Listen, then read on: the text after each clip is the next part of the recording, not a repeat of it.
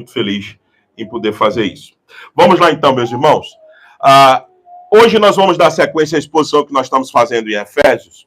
E é muito importante a gente entender que nós fomos um povo que fomos chamados por Deus para viver em sabedoria. Nós não fomos chamados para sermos tolos. E muitas vezes nós vivemos como tolos. A sabedoria é o nosso padrão. Deus não quer um povo que esteja iludido com a vida deste mundo transitória e passageira, que se encante ao ponto de esquecer o princípio da sabedoria, que é temer ao Senhor. E nós estamos nessa fase de exposição de Efésios, nessa parte prática da carta. E nessa parte prática da carta, o apóstolo Paulo está preocupadíssimo em mostrar para nós como a gente deve viver um período, uma vida de santificação, de santidade. E uma vida de santidade vai desaguar necessariamente numa vida de sabedoria. Esse é o caminho. Por isso que o antídoto para você não viver como filho das trevas, e sim como filho da luz, como a gente viu no domingo passado, é o caminho da sabedoria. Na sua Bíblia está assim, portanto, aqueles da versão ARA antiga, eu estou com a versão ARA nova. Portanto, tenham cuidado e não vivam como nécios. Não está aí na sua Bíblia, e sim como sábios. Aqui na Nova Almeida está, tenham cuidado com a maneira como vocês vivem, e vivam não como tolos, mas sim como sábios. Foi trocada a palavra nécio por tolo, é a mesma coisa. No original isso é asofoi e sofoi. Sofoi vem da palavra sofia, sabedoria no grego. A ideia é o seguinte, não vivam como quem não tem sabedoria. Vivam como vocês estão cheios de sabedoria. Meus irmãos, a sabedoria bíblica passa por nos dar, nós temos vários livros de literatura sapiencial, vários livros de sabedoria nas Escrituras. 3 deles são básicos.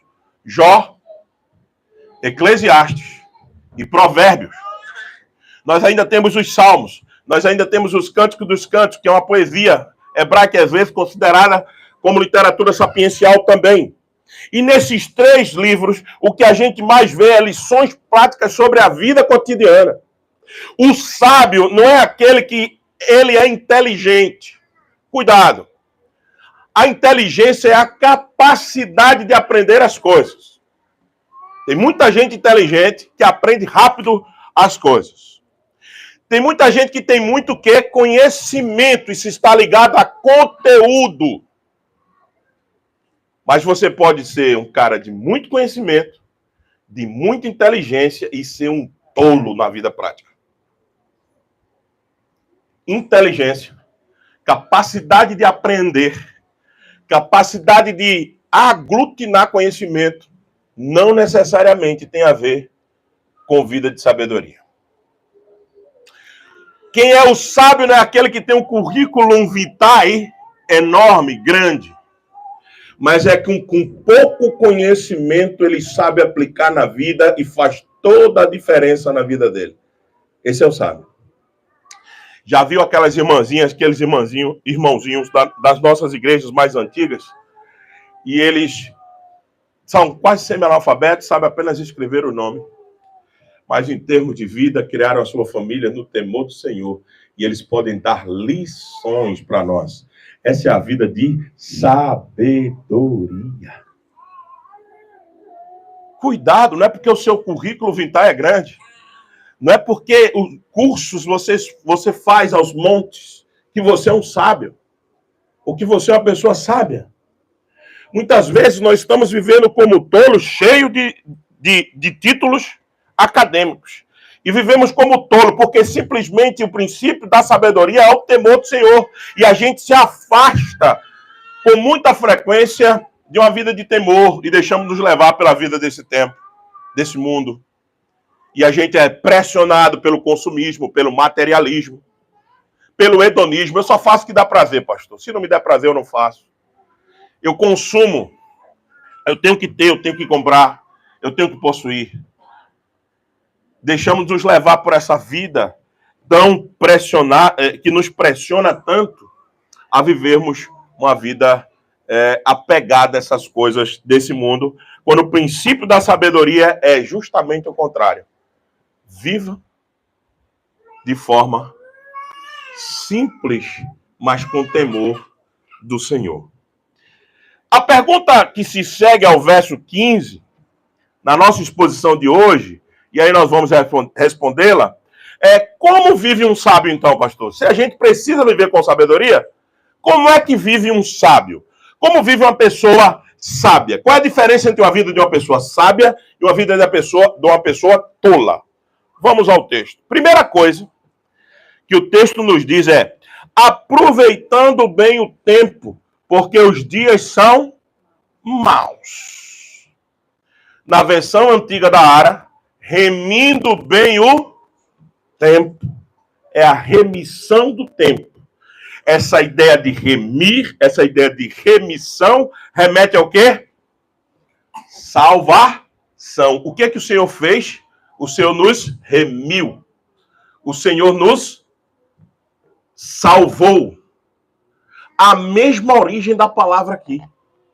Para dizer o seguinte: sabe como é que o sábio faz? Ele não desperdiça o tempo da vida dele. Ele salva o tempo.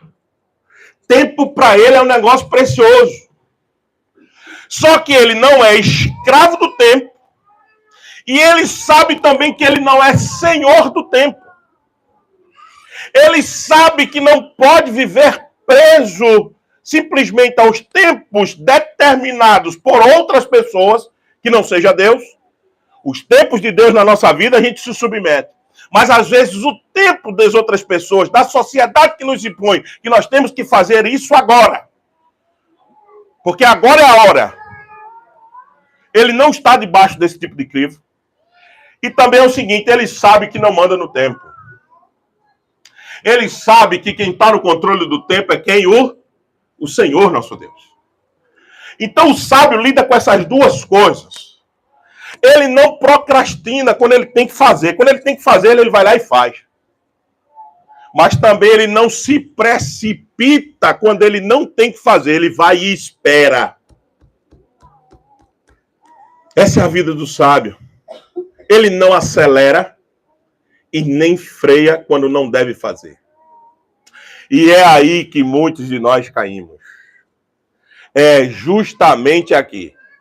Às vezes nós queremos acelerar o tempo das nossas vidas, quando não é para acelerar. E nós ficamos procrastinando, esperando demais, quando devíamos tomar a iniciativa. Esse balanço, esse equilíbrio e essa decisão é muito importante para nossas vidas. E essa é uma característica vital do sábio. Quem vive assim, vive não escravo do tempo, não soberanamente sobre o tempo, mas sabe a hora de agir ou a hora de parar. Lembra-se, vamos repetir, vamos falar muito de literatura sapiencial hoje. Lembra-se de Eclesiastes capítulo 3, literatura de sabedoria da palavra do Senhor. Capítulo 3 diz como? Há tempo de nascer e há tempo de morrer. Há tempo de plantar e há tempo de colher. Há tempo de deitar ou de lançar fora. Há tempo para todas as coisas debaixo do sol. E o sábio que teme ao Senhor, que vive sob o temor do Senhor, ele sabe exatamente a hora de acelerar ou a hora de frear. Então, a primeira característica, meus irmãos, do sábio, daqueles que vivem sabiamente, é aqueles que aproveitam o tempo, porque eles sabem que os dias são o quê? Maus. Nós vivemos dias difíceis. Nós vivemos dias complicadíssimos, que tudo está invertido. O que é certo virou errado, o que é errado virou completamente aceitável e comum. Nós vivemos dias trocados, vivemos dias pelo avesso. Então, nesse contexto de dias assim, dias maus, quem sabe remir o tempo sai na frente de muita coisa. Quem sabe guardar e salvar o seu tempo para fazer só aquilo mesmo que o Senhor estabelece, ele com certeza vai perder menos tempo, que é o que todo mundo quer, principalmente nessa cultura americana que nós estamos inseridos. Tempo é dinheiro. E nós queremos salvar tempo, mas só se fará isso quando entender completamente que o caminho do sábio não é um caminho que determina o seu tempo, mas é que ele lê os sinais dos tempos através da lente bíblica e ele compreende a hora de ter que agir e a hora de se calar. Então essa é a primeira grande característica do sábio. Ele aproveita bem o seu tempo. A segunda característica, que aí está igualmente posta.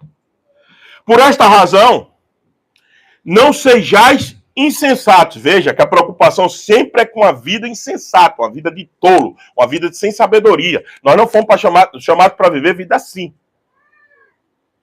Veja, por essa razão, não sejais insensatos. Mas, o que vocês devem fazer para vencer a insensatez? Além de remir o tempo, procurem compreender qual é a vontade do Senhor.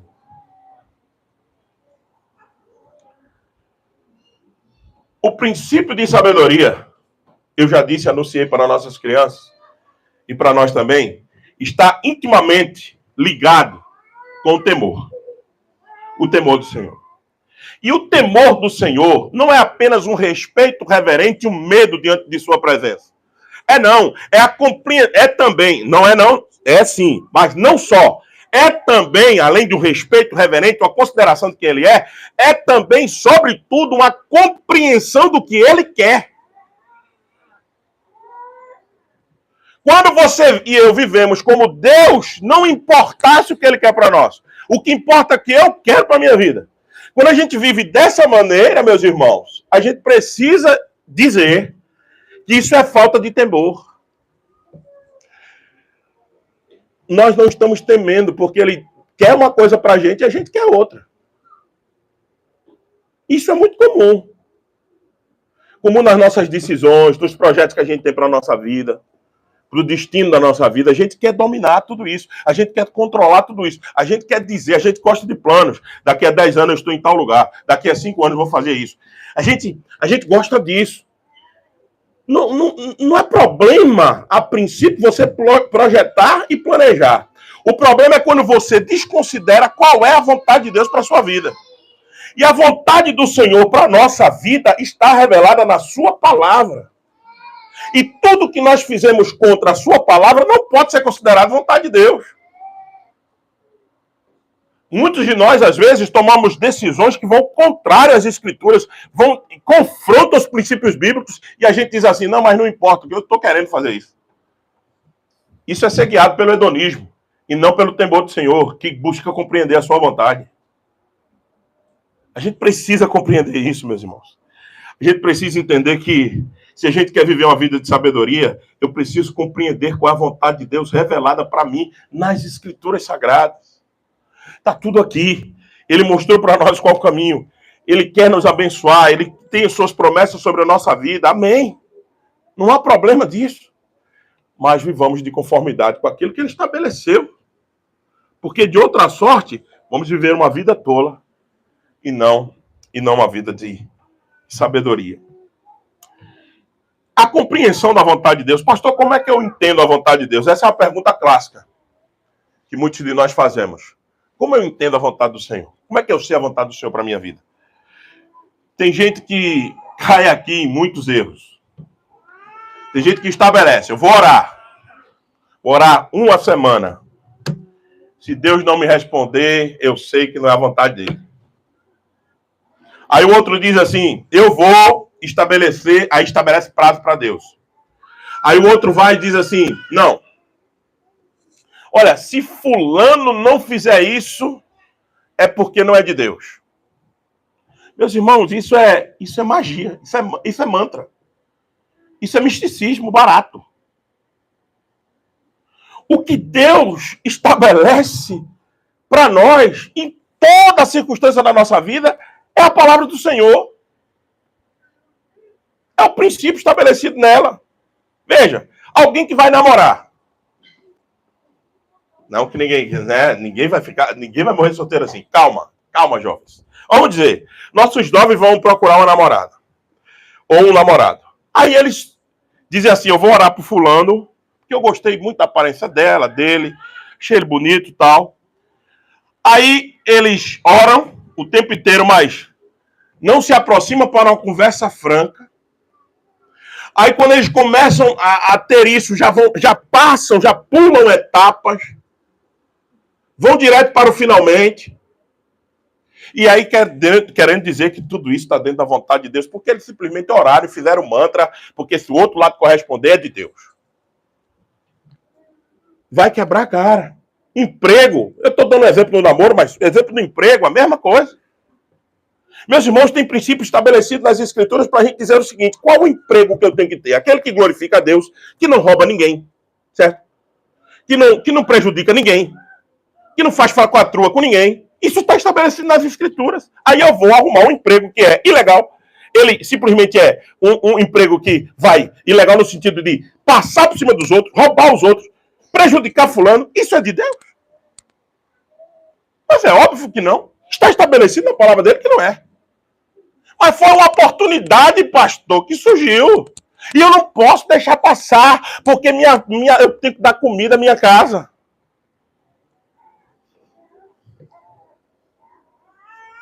Quem vive olhando as circunstâncias e somente preso a elas, sem entender que Deus pode mudar as circunstâncias, é porque ainda não entendeu o controle do Senhor sobre nossas vidas. Deus não nos controla por aquilo que a gente acha que vai nos faltar ou vai nos sobrar. Deus não é um Deus que se atrasa nem antecipa. O Senhor, nosso Deus, sabe o tempo das coisas de dar para nós. Nós é que nos precipitamos ou atrasamos nas nossas tomadas de decisão. Mas as Escrituras estão postas para nos guiar em toda decisão, no namoro, no trabalho, em qualquer coisa. Se algumas circunstâncias vai de encontrar a palavra, não importa a minha necessidade, ficarei com o que a palavra diz, porque responsabilidade é do Senhor de cuidar de mim. Ele é responsável por mim. Acima de mim mesmo, acima dos meus cuidados com a minha família, quem é responsável por cuidar de mim é o Senhor. Então, se ele estabelece a sua vontade na sua palavra e eu obedeço, a responsabilidade de cuidar é dele. Agora, se ele se estabelece na sua palavra e eu desobedeço, ele não tem responsabilidade nenhuma de nos livrar da consequência dos nossos atos pecaminosos. Nós vamos pagar por eles. Entendam isso, meus irmãos. E isso não é falta de amor do nosso Deus. É apenas porque ele zela por sua palavra. O Senhor não é Deus de brincadeira. Um Deus que a gente pode se aproximar de qualquer jeito. Ele estabeleceu princípios e regras. Ele estabeleceu a sua palavra, deixou ela escrita para nós. Então, quer compreender com a vontade de Deus? Debruce aqui. Pare de ouvir muitas vozes. Aqui. Tem muito sábio de plantão, coach, do A, B ou C, para lhe dar agora um jeito para a sua vida. Tem alguns princípios organizacionais que não sou contrário, que às vezes escapa coisa boa da boca dos coaches, não tem problema nenhum.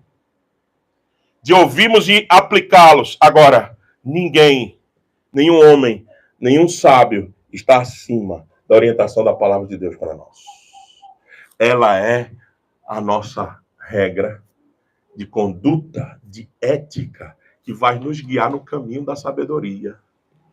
Aí tem muita gente que acha isso careta, ultrapassado. Vai, então viva do seu jeito. Viva da sua maneira. Depois, não reclame do Senhor nosso Deus. Ele estabeleceu princípios. Temos que compreender a sua vontade para nós.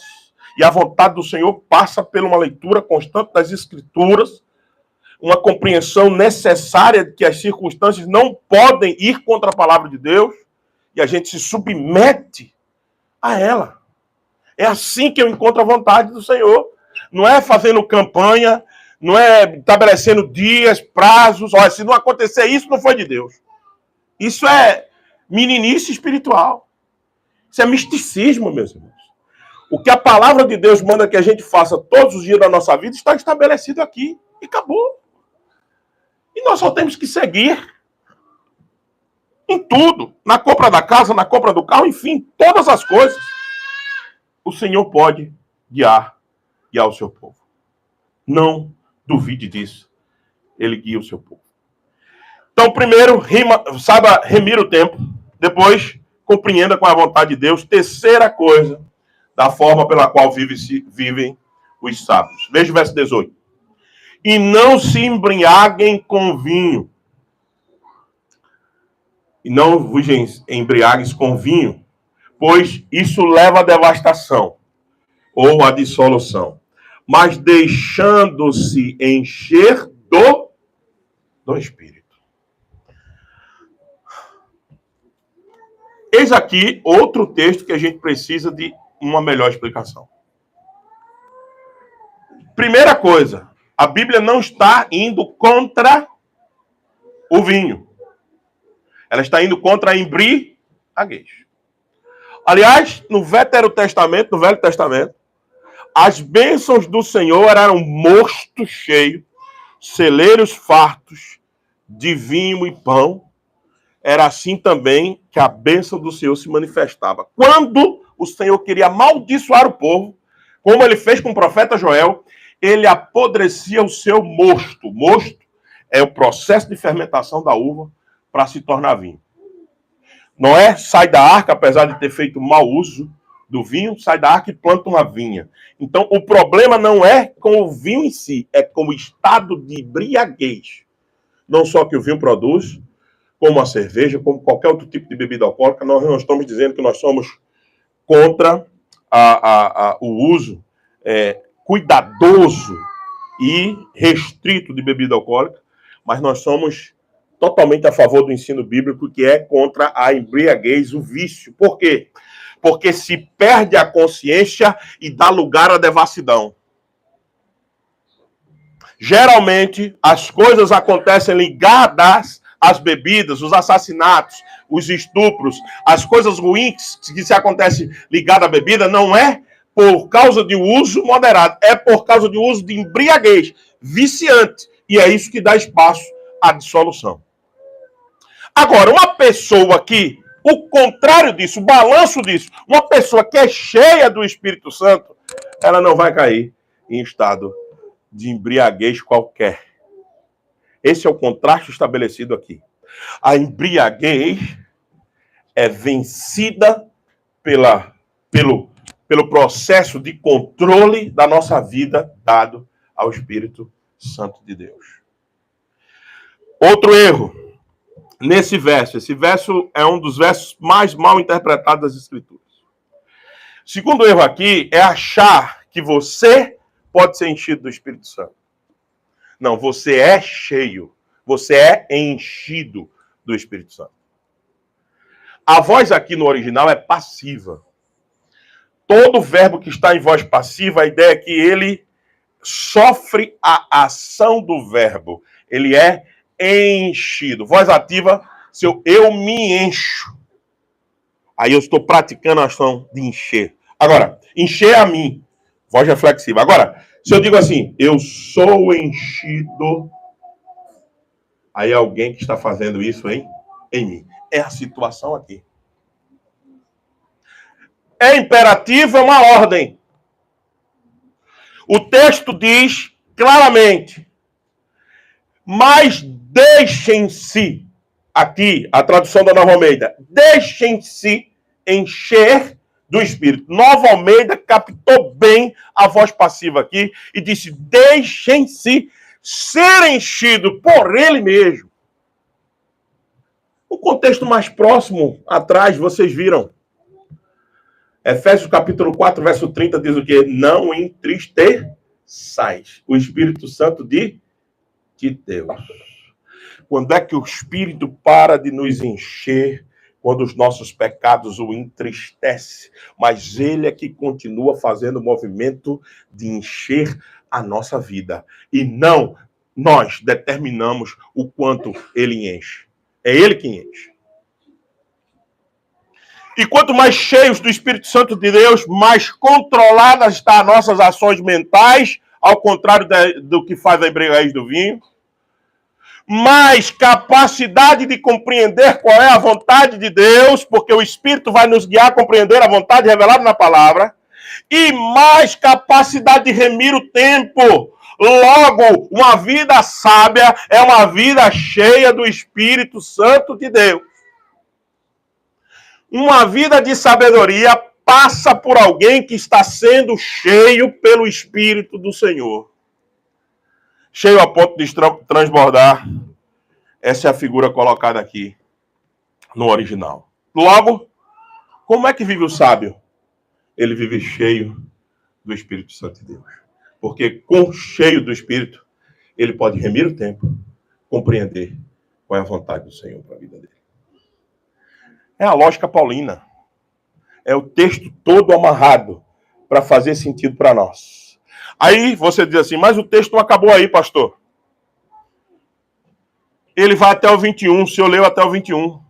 Agora, outra pergunta que a gente faz dentro dessa passagem é, tá, ok, se o resumo de uma vida sábia é viver cheia do Espírito Santo, porque ela ensina a gente a remir o tempo e compreender com a vontade de Deus, ok, mas como eu me encho do Espírito Santo, ou pelo menos como eu deixo livre o caminho para que ele me encha, como eu deixo livre o caminho para que ele me encha?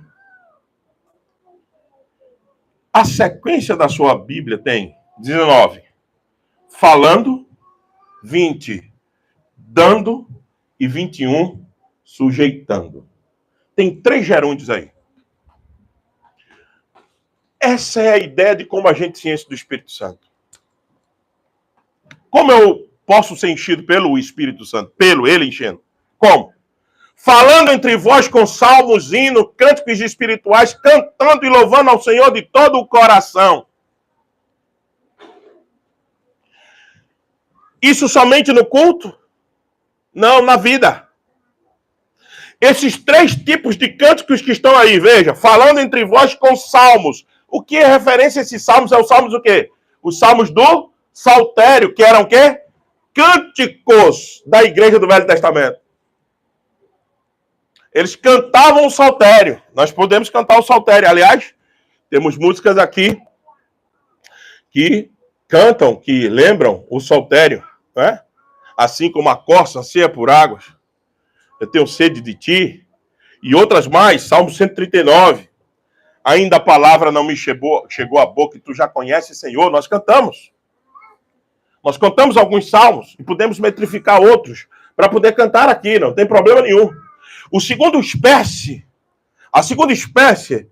de cânticos, hinos. Que são esses hinos? Você lembra dos nossos hinários? Hinário Novo Cântico, Harpa Cristã e tantos outros. Foram hinos compostos, metrificados, que têm uma letra bíblica e eles também cantavam isso naquela época. A Bíblia nunca foi contra a inspiração ou a iluminação dos servos de Deus para compor novas músicas. Cantemos o que é antigo, o que é bom, mas cantemos o que é novo, que pode ser bíblico e bom. Nossa posição não é uma salmodia exclusiva, mas uma salmodia inclusiva.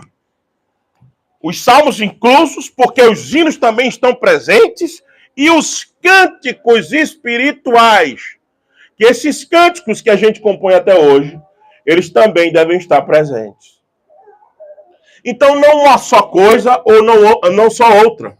Por isso que a gente tenta no culto trazer esse balanço de um hino, de um salmo, de um cântico espiritual. E tem que ter esse balanço aqui na hora do culto. Para quê? Para que isso nos mova também na vida. E, meus irmãos, nós estamos muitas vezes cheios de canções nas nossas bocas.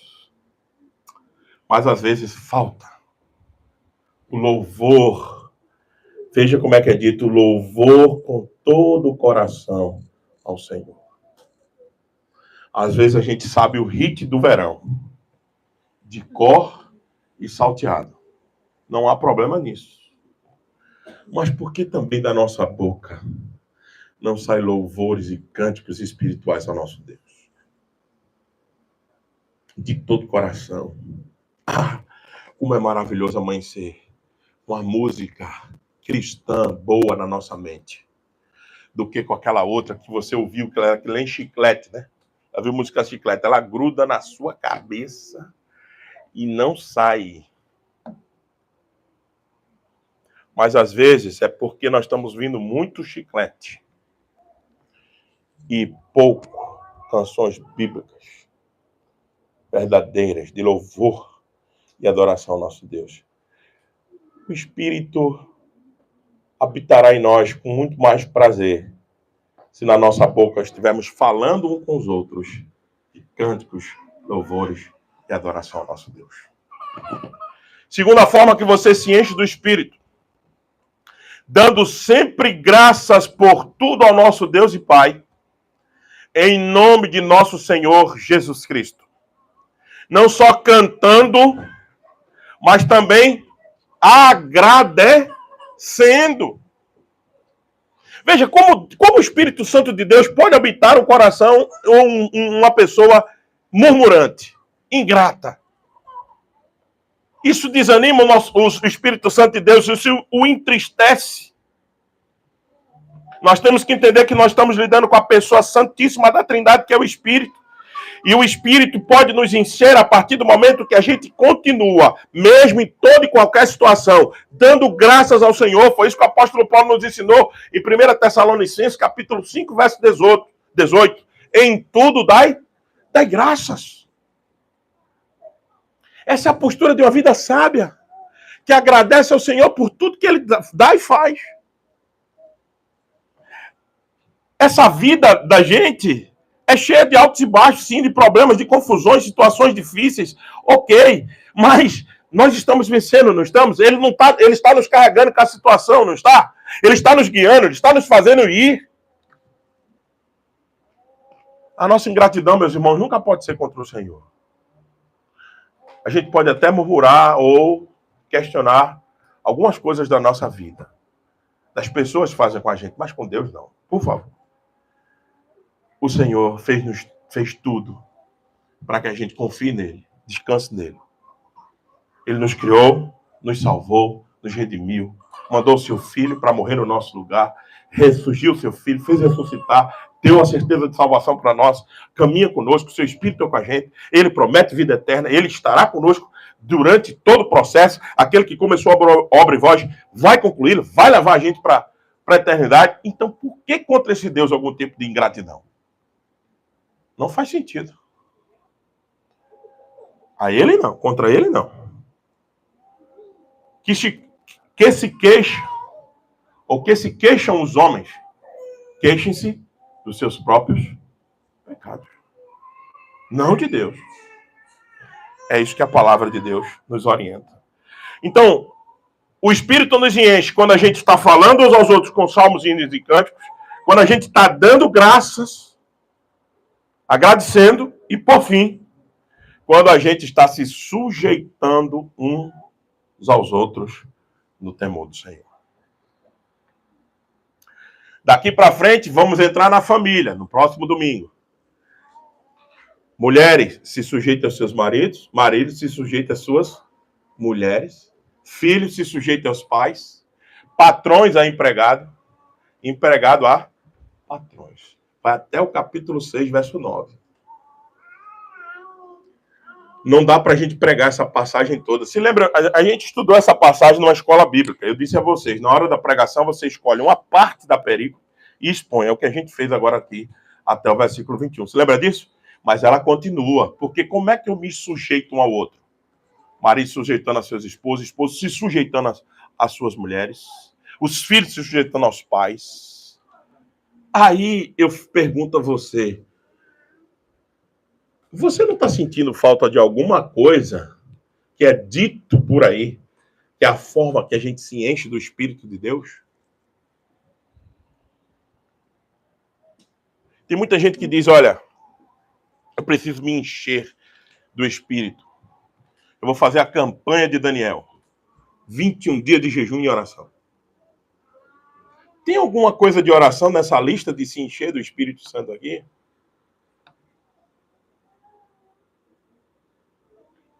Tem alguma coisa sobre você gastar tempo lendo as Escrituras de manhã até de noite? Calma, pastor, mas peraí, agora o senhor está querendo me deixar confuso. Quer dizer, então, que se eu não ler a palavra e não orar, o Espírito continuará me enchendo? Não é isso que eu estou dizendo. Eu estou dizendo que o lugar prioritário de leitura e palavra já é lugar, condição sine qua non na nossa vida. Condição que não muda. Ler e orar tem que fazer parte da nossa vida o tempo todo. Agora, vai além do que isso. Vai além de eu enfrentar as 21 dias de Daniel. Vai além de eu enfrentar a campanha de melhorar minha leitura bíblica. Vai além disso. Encher-se do Espírito não é apenas um ato religioso. Um religioso que lê as Escrituras e que ora. Mas são ações na prática da minha vida que atraem o Espírito em mim e faz ele preencher o vazio da minha alma. É quando eu estou louvando a ele, quando eu estou agradecendo a ele, quando eu estou vivendo vida submetida a vocês e vocês a mim, como um corpo, aí o Espírito se faz presente. Você pode orar à vontade. Você pode ler à vontade. Se você é ingrato, se você não canta e se você não se submete uns aos outros, você nunca será cheio do Espírito Santo de Deus. Isso é a Bíblia. Aí eu vejo muito religioso dividindo a igreja, legalista, acabando com a igreja, acabando com a paz interna da igreja, porque ele se acha cheio do Espírito Santo de Deus, mas ele não tem capacidade de amar o irmão. Ele não tem capacidade de ter paciência com o outro. Como é que ele é cheio do Espírito desse jeito?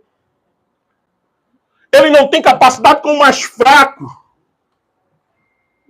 Isso não pode ser cheio do Espírito. Os cheios do Espírito, eles cantam, eles têm espírito leve. Eles cantam, eles adoram, eles exaltam o seu Senhor, porque eles sabem que é a atividade melhor da vida dele é adorá-lo, é bendizê-lo, é amanhecer dizendo: louvado sejas tu pelo sol que raia, pelo pássaro que canta, pela beleza que tu criaste com a tua poderosa mão, Senhor. O cheio do Espírito tem espírito leve e não murmurador, reclamão, enfadonho.